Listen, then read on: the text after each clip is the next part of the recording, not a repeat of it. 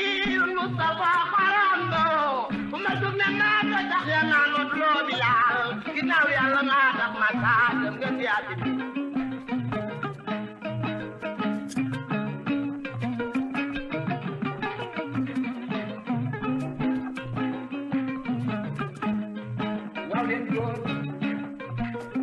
إدريس مصطفى شيطان جاي لغاية تجناولا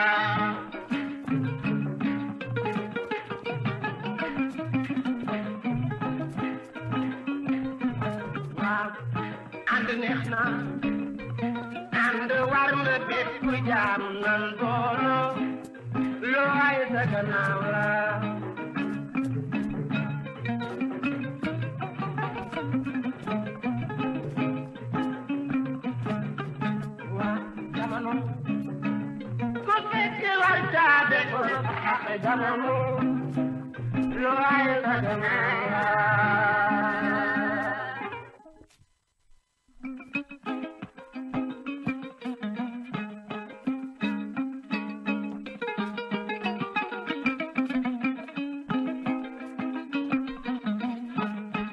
Jamano, kuko fete wacha jamano ba jamano, lo ay sagana.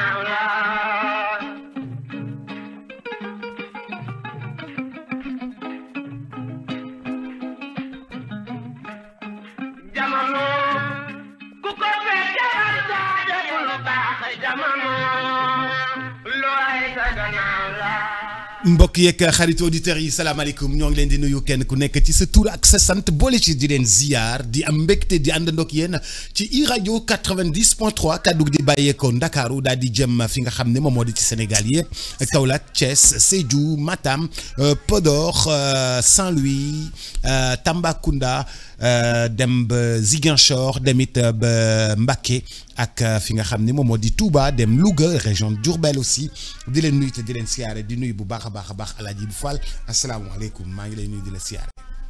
Boubs yow say téléphone yu bëri waaw ma nuyu la donc jublu ci les gens normaux nga xam ne benn téléphone la ñuy am ak benn kër waa 46% yi ak samay soppe sont des gens normaux ñi si des nag moom vraiment.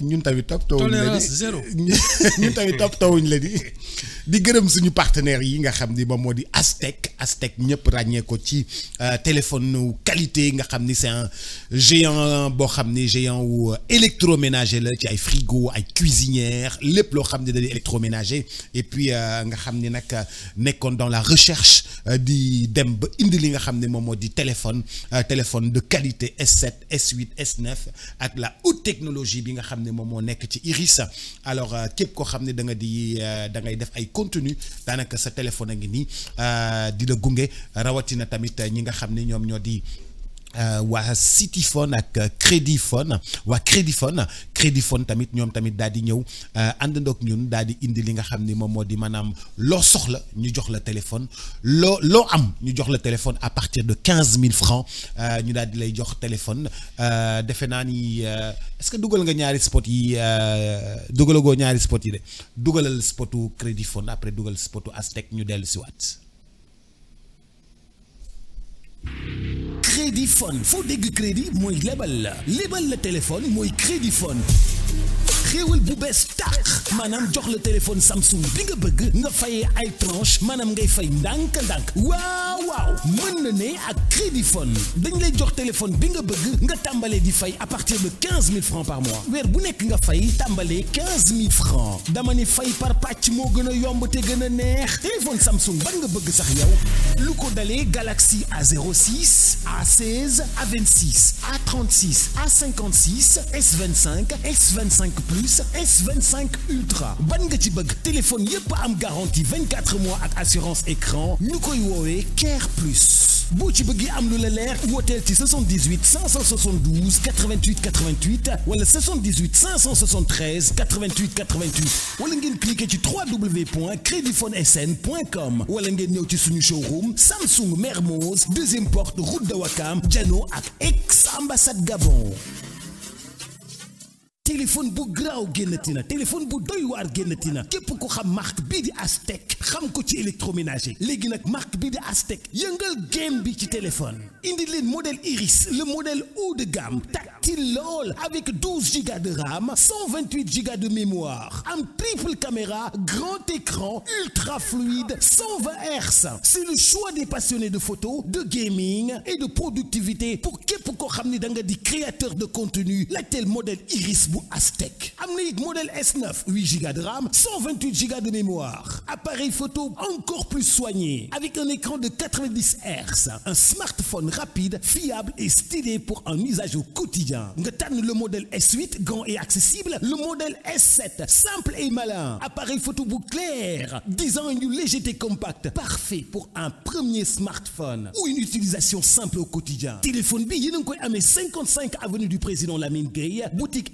MGM maison des grandes marques MGM 78 702 36 99 xool leen modèle yi ci aztec-world.com/smartphone.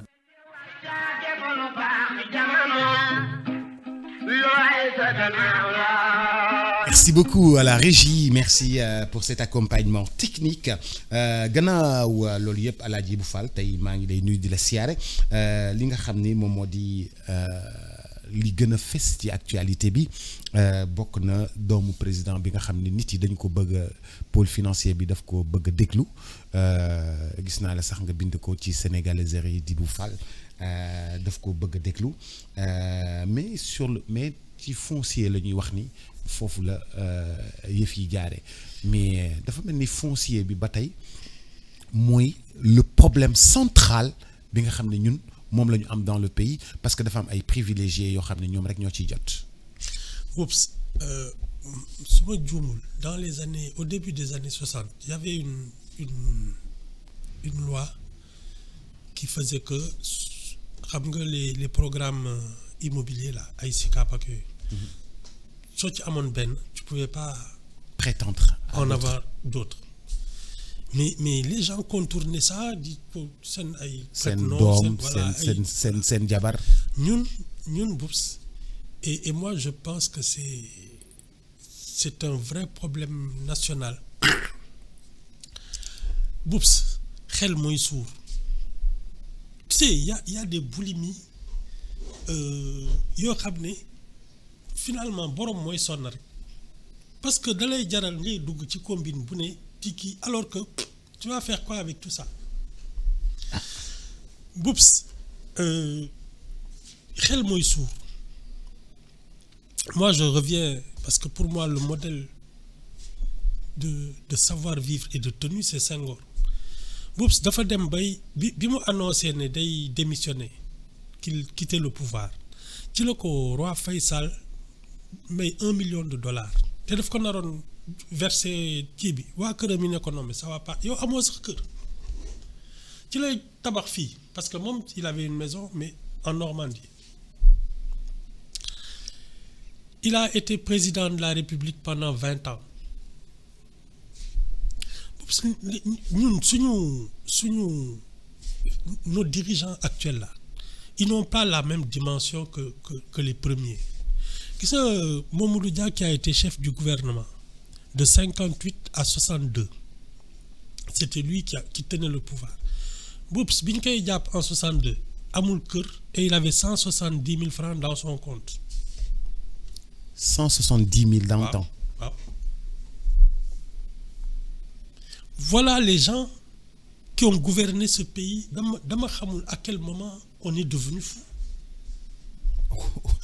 fou de milliards. Boups c'est de la folie.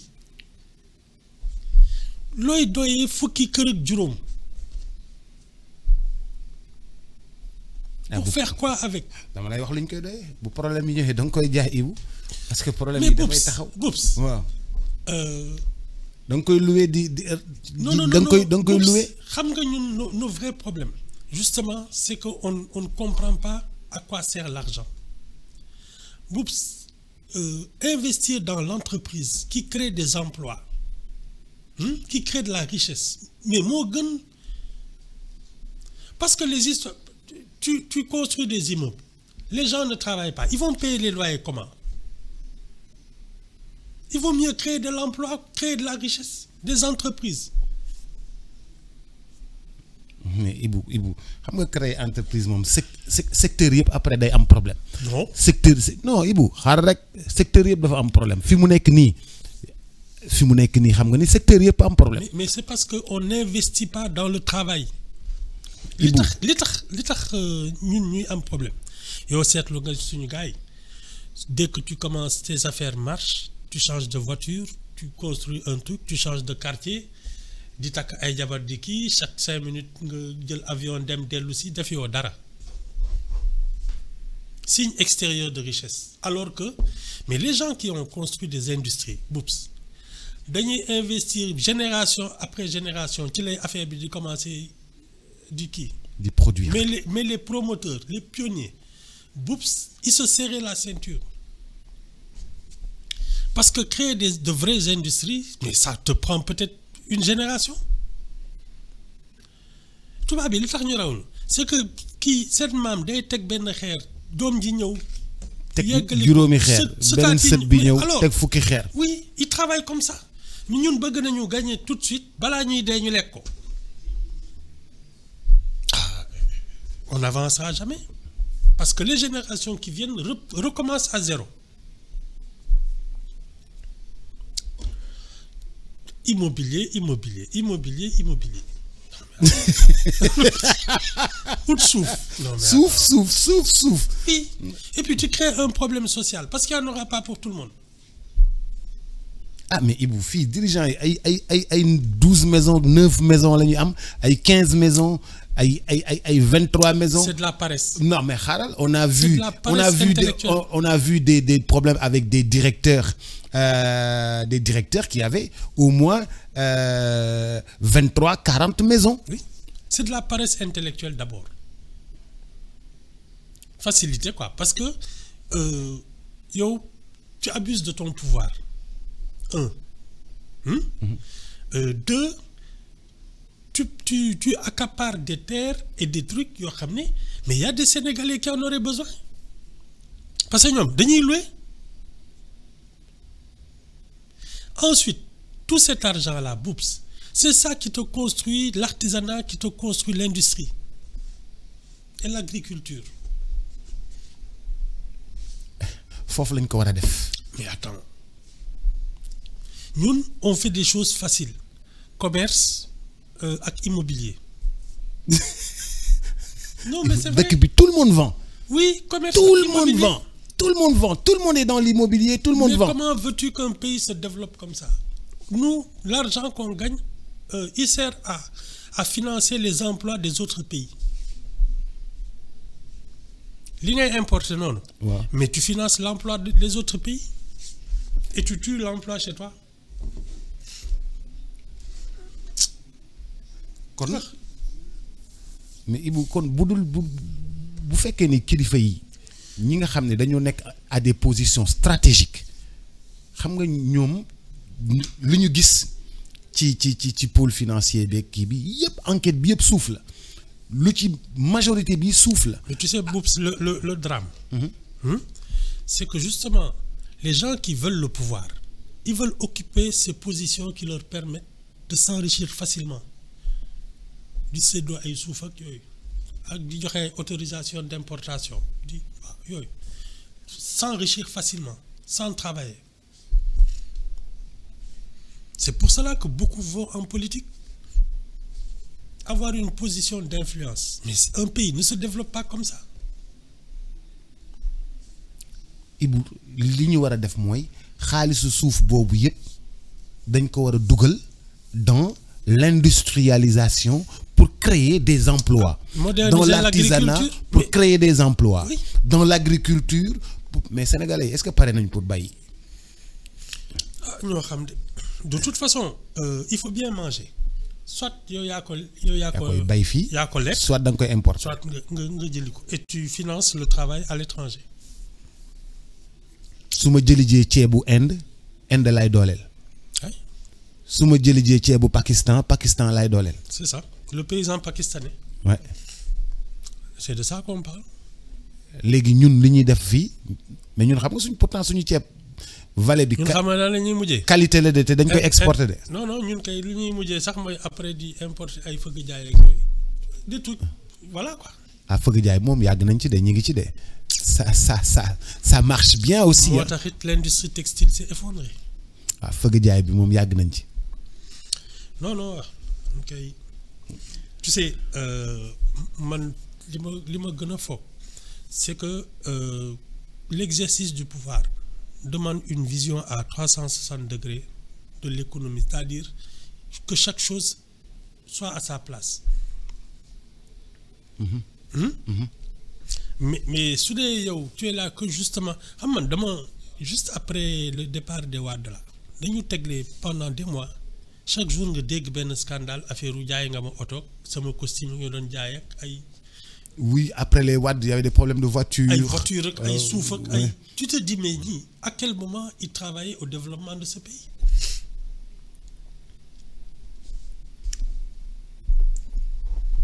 da nga koy tal. Concentré wu xam nga fi mu nekk nii. ñu ngi dégg ay chaque jour nga dégg lu bees. chaque jour nga dégg lu bees suuf. Tu te dis mais fonds Covid. à quel moment xaalis. à quel moment ces gens-là travaillaient pour le développement du pays. Enfin.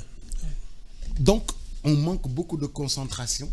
Je pense que c'est une question surtout de vision.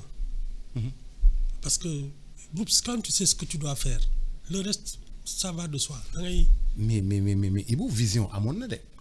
Vision, gars, en tout cas, plan Sénégal émergent, dans le plan Sénégal émergent, on savait qu'on allait avoir une liaison entre la gare de Dakar et l'aéroport. On savait qu'on allait avoir l'aéroport. On savait qu'on allait continuer l'autoroute à péage et Ila Touba. On savait qu'on allait avoir une nouvelle ville à Diamniadio. On savait qu'on allait avoir des sphères ministérielles.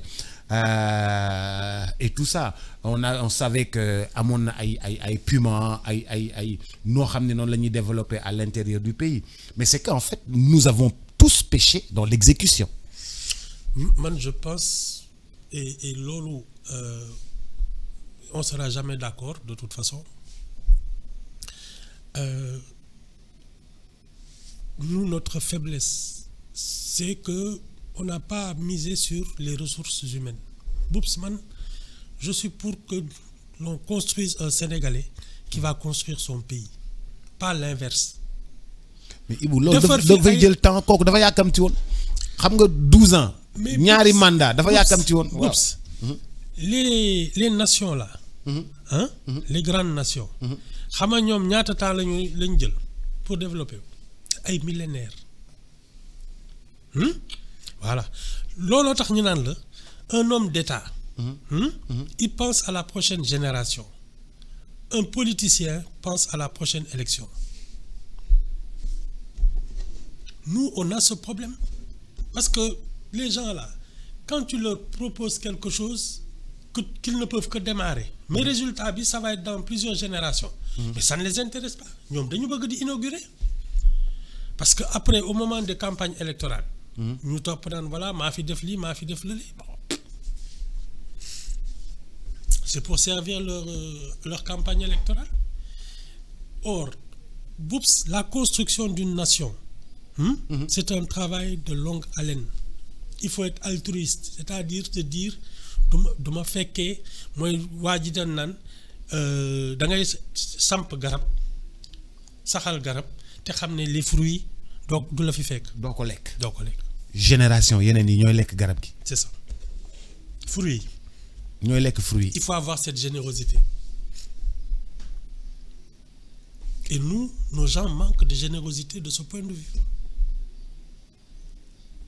Mais bu lan moo tax lu tax les gens qui sont au cadastre, à l'urbanisme, au domaine, ils ont toujours accès au foncier. ñoom en fait part du gâteau, part bu ëpp ci gâteau bi ñoom ñoo koy. Ils ont même créé un syndicat pour avoir ce droit. syndicat des impôts et domaines là. dégg naa ça fait partie de leur première revendication ay quotas ak ay yooyu c'est ça.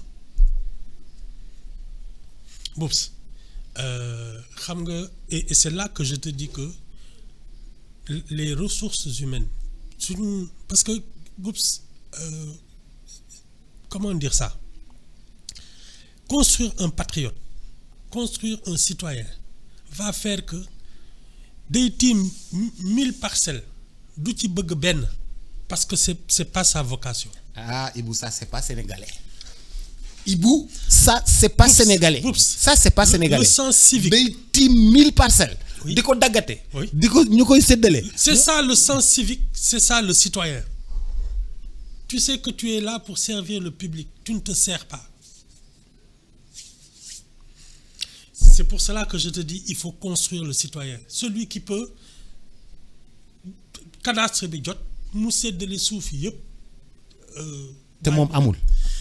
On dit que ci ceddo yi. xam nga ceddo yi ils vivaient suñu xarewul ña ngay rëbbi. chasseur.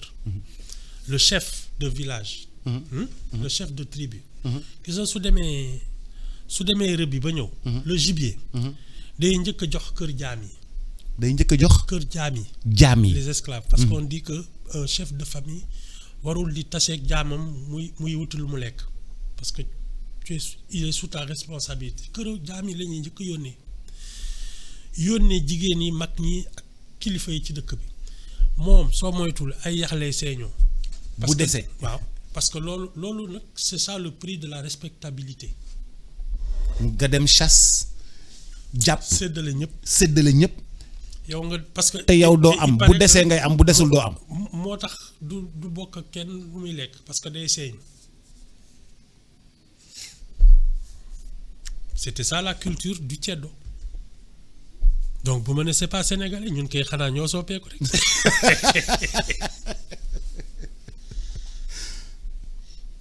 non Boups, construire un citoyen. C'est urgentissime. Parce que moi, justement, chacun fait son travail. Parce que tu te dis, tu construis ton pays. Mais tu n'es pas là pour t'enrichir.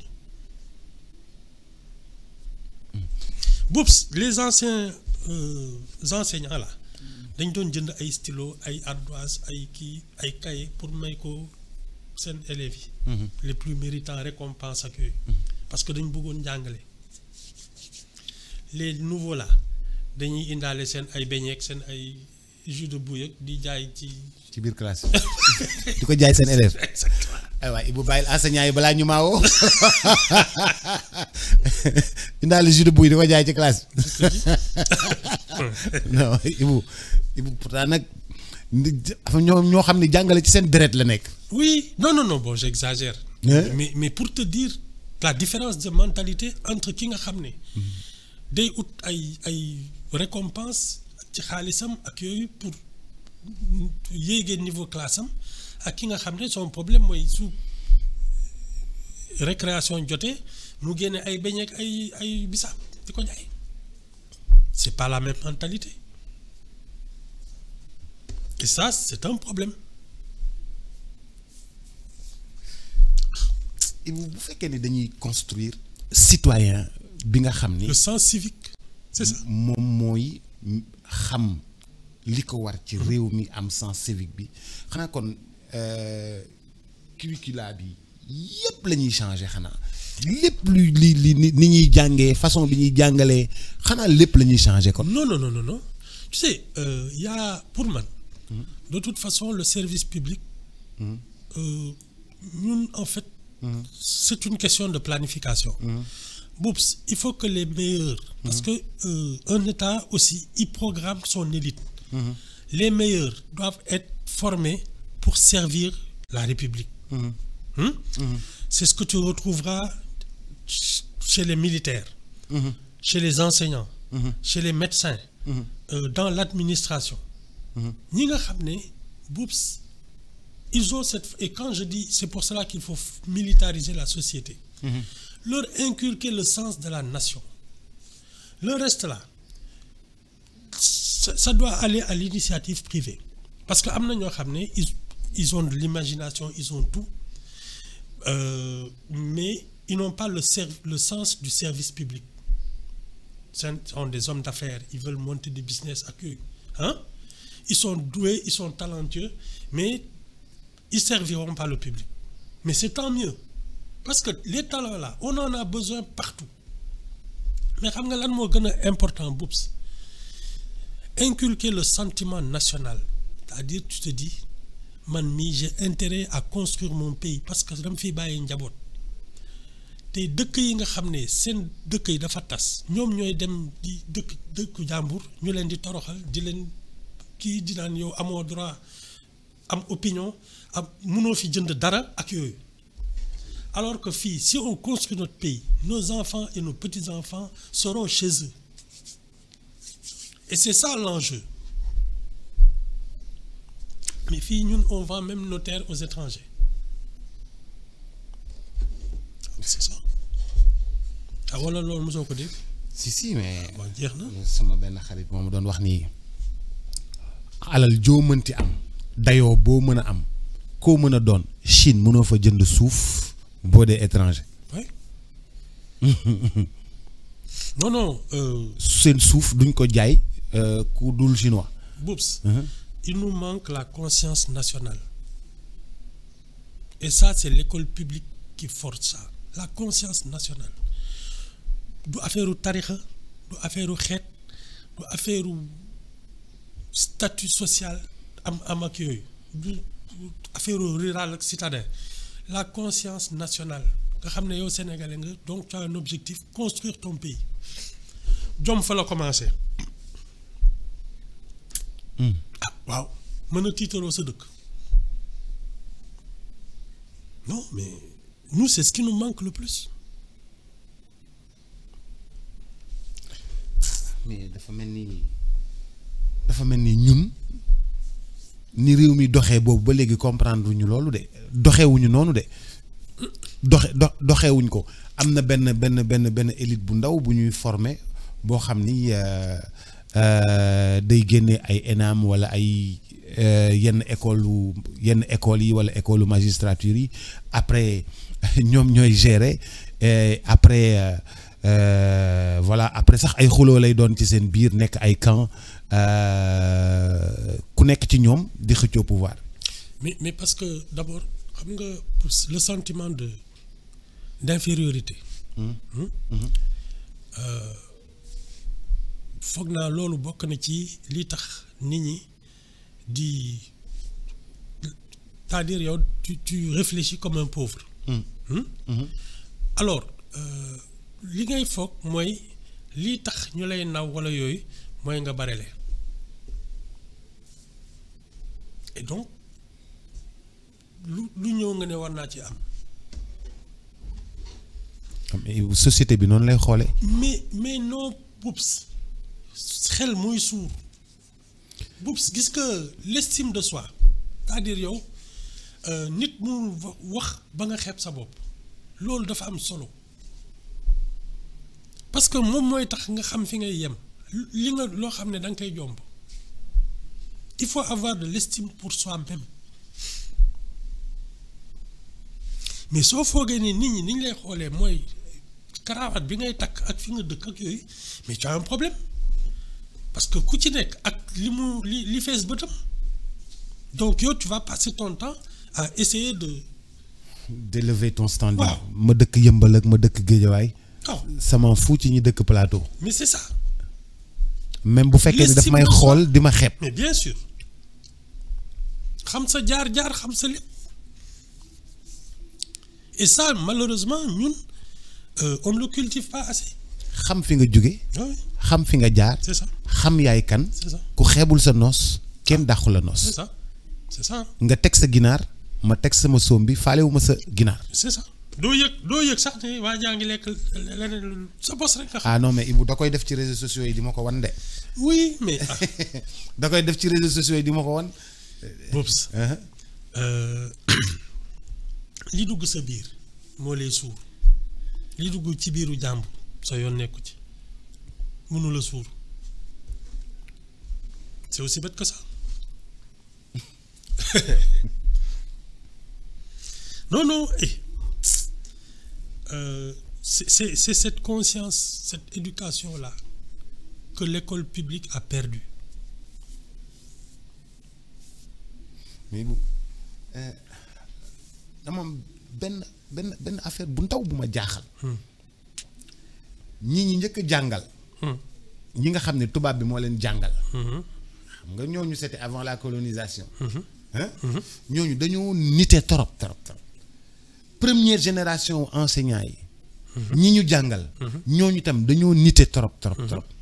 Deuxième génération bi sax ba tey dañoo nite am savoir vivre mais après nit ñi dafa mel ni ay yeneen nit lañu ñoo xam ni kenn formé wu leen ñoo xam ni kenn jàngalu leen ñoo xam ni amuñu tenue ñoo xam ni amuñu savoir vivre.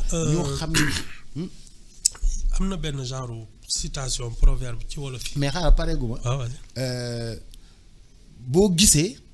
tali yi tubaab bi defar. avant indépendance. centre ville tali yaa nga fa ba tey. tali yi tubaab yi defar Fann Résidence ak Point E tali yaa nga fa ba tey. ñun cité yi ñu tabax. Mermoz Pyrotechnique bii. nga xam ne ñun ñoo ko tabax ñun sénégalais yi. kër góor gi bii ñu nekk nga xam ne ñun sénégalais yi ñun ñoo ko tabax. tali yi baaxul évacuation yi baaxul. te ñële li ñuy defar bi ñu koy defar am na au moins 50 ans wala 40 ans. xoolal ma différence yooyu am ci nitu démb yooyu ak nitu tey. dafa am benn genre proverbe sénégalais te ñi naan yaaram mooy jur wàlliwu jur buur jur saay-saay c'est exactement ça. mais oui qu'est-ce qui s'est passé ba ñun. 21e siècle li ñu tabax baaxul. ñi tabaxoon au siècle dernier ñoom li ñu tabax baax. Boups. waaw. Les premiers qui ont été face à la colonisation, ils savaient qu'ils étaient des privilégiés parce que du ñëpp doon jàng. Donc ils se donnaient des missions. dañuy naan man dafa mel ni je fais partie des rares élus ñi yàlla tànn pour ma baaxal sama réew xam nga loolu soo ko yenoo. ay yëfi nit rek ngay def. dëggit voilà léegi nag génération yi di ñëw. De moins en moins cette valeur de la mission nationale nga xam ne yow ton but Boups mooy sa njaboot gën la demin mais gis nga suñ demee ñoom ba regg ba beew après pour eux l'éducation c'est plus rien. Or toute la force réside dans la colonne vertébrale de l'éducation. loolu moo lay def nit mais soo demee ba nga xam ne yow li nga doon def yëpp c'était pour avoir un standing maintenant que tu l'as tu te lâches quoi. Tu lâches du lest. Oui. Or c'est justement plus tu montes dans la hiérarchie plus tu montes dans la puissance financière et le pouvoir plus tu dois être éduqué parce que tu as plus de responsabilités. Man ki nga xam ne yiliful ñaari nit su yaradikoo sama yoon nekku ci mais ki nga xam ne da nga yilif 18 millions de Sénégalais Boups tu dois savoir où tu mets les pieds et ce que tu fais parce que ñëpp nga yilif. Nettaliwuma la gendarme bi doon surveiller présidence.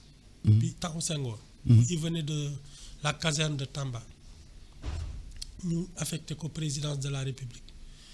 nee na benn fajar nii rek ñu ne ko yow yaay yóbbul président ses journaux Senghor nee na mu dem fa bunt Senghor ubbil ko nuyu ko laaj ko turam kii ak yooyu jël kii poliment dem toog waaj di dellu à son poste de garde reetaan jàpp ko mu taseeg chef bi ne ko yow looy rey mu ne ko je viens du bureau du président il m'a dit bonjour ak yooyu mu ne ko loo ci rey mu ne ko ñun à Tamba fii ma nekkoon chef de brigade bi 40 personnes la yilif sooy dugg ci bureau da ngay fekk mu tegle tànk yi simis bi te du la nuyu. waaw te 40 nit la yilif. kii yilif sénégalais yëpp yu nuyu la jox la cër.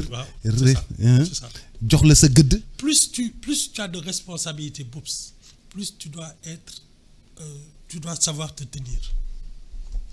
yii bu da nga may wax savoir se tenir tout le temps muy contenu wu savoir se tenir.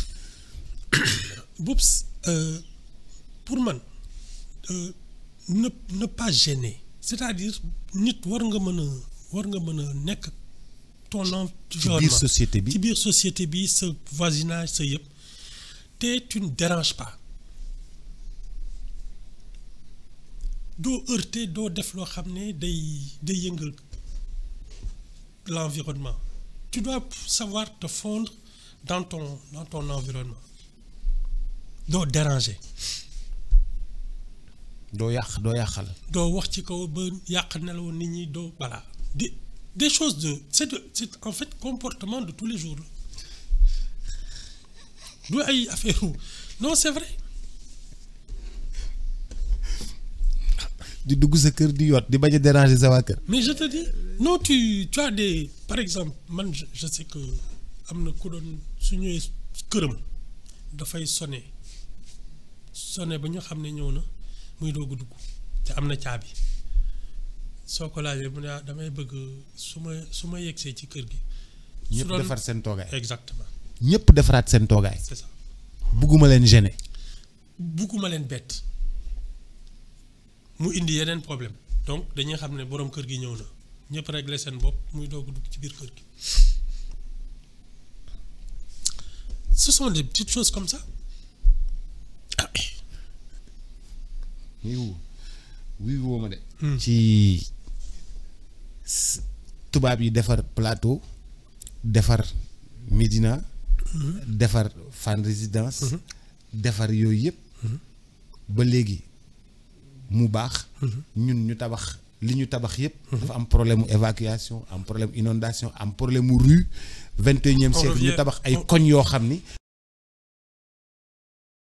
ay tali yoo xam ne yëpp a tojat balaa ngay livrer kër yi fekk yëpp tojat nañ. damay bàyyi di waxtaan ak yow parce que je te répète les mêmes choses pendant nee naa la on a un problème culturel avec la rigueur l'exactitude wala mosuma ko fi wax. ponctualité rigueur exactitude vérité c'est-à-dire li nga xam ne et c'est ça qui fait que quand tu construis quelque chose c'est irréprochable. Ce sont ces valeurs-là. Nous, on a un problème avec l'exactitude.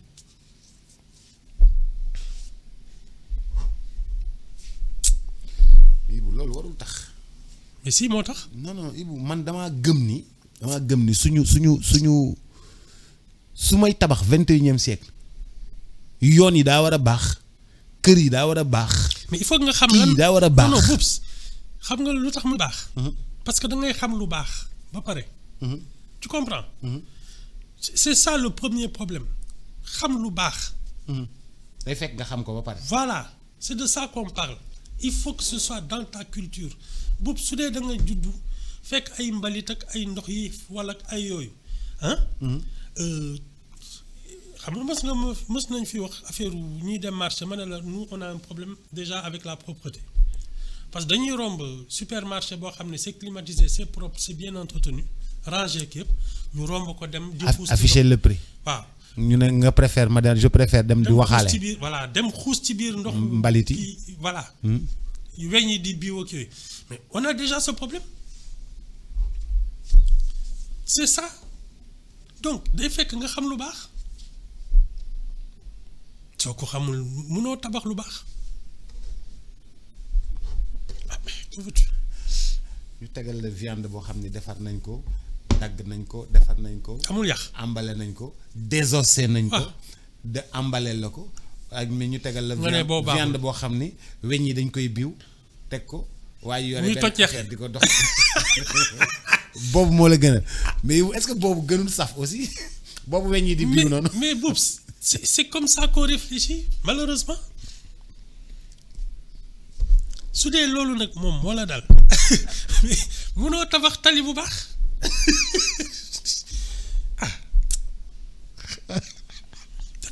non je te jure da ngay bës na am na benn mooy marabu boobu doon wane immeuble bi mu ngi rangale ay oto il n'a même pas de garage. sama xarit bi du mu tuddati suñu fan si bi borom iceberg bi suñu fan si bi waaye suñu fan si bi waaye. te mu génn suñu fan si bi waaye Baara Dolli. Dolli. Baara Dolli. mu filmé na daal ay. nee na rek xoolal samay oto. voilà muy rangale oto yëpp ci mbedd mi. yëpp ci mbedd mi amul garage. ay oto ak immeuble ay oto 50 millions 100 millions te amoo garage. ay Ibou. non Ibou c'est que. soo ko xamuloo ko. bu may jënd oto 100 millions da war a fekk ma am garage. sama biir kër bu ma koy dugal. loolu logique. du ma bàyyi 100 millions ci mbedd bi. mukk. au revoir Ibou Fall. ne serait-ce que pour ne pas déranger la circulation. nit ñi dox ci trottoir bi yow nga gaare ci trottoir bi ñuy dox ci mbedd ci tali bi c'est ça. mais Ibou ñun demeewul noonu. dañuy wan à l'extérieur que ni dañuy wan ñiy dox ci mbedd mi que ni suñu oto 100 millions lay jar. moo tax ñu gaare ko ci mbedd mi. je te dis c'est ça manquer de savoir-vivre ne pas déranger. monsieur Fall xool ma. semaine prochaine nga dem ma dem. xëy suba rek yàq sama àdduna. nii la rek ak mat xëy suba rek yàq sama àdduna. yaa ma laaj. waa jërëjëf di la gërëm bu baax a baax di la sant di gërëm Crédifone bi nga xam ni dafay jaay téléphone ci anam yu gàtt saa yoo à partir de 15 000 francs nga mën a am téléphone di gërëm bu baax a baax suñu partenaire bii nga xam ne moom mooy Aztec nga xam ni moom moo ñu indil téléphone yi jërë ngeen jëf à tout à l'heure. Transfert d'argent bii di Kpay transfert d'argent par code paiement marchand par QR code wala code marchand